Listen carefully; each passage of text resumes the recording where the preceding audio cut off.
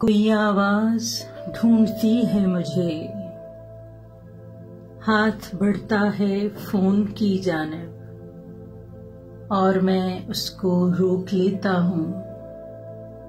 कोई जंजीर खुल नहीं पाती, दिल किसी काम में नहीं लगता। कोई आवाज ढूंढती है मुझे, फिर वही तेज धार नोक सऊद काश दर काश मुझ में फिरती है। फिर वही छन की आशना आवाज बूंद तपते तवे पे गिरती है। कोई लकड़ी सी जैसे चिरती है, रंज के बेअमान आरे पर, उम्र के आखिरी किनारे पर जिंदगी कैसे रोग पालती है।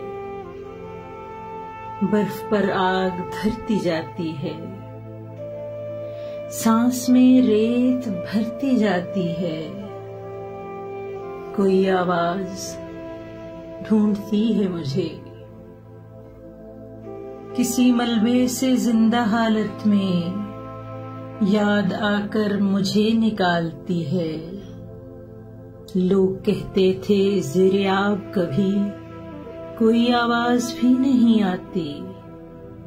दिल के गहरे समंदरों में सऊद फिर ये आवाज कैसे गूंजती है जो कहीं बाज भी नहीं आती। फिर ये आवाज कैसे गूंजती है जो कहीं बाज भी नहीं आती।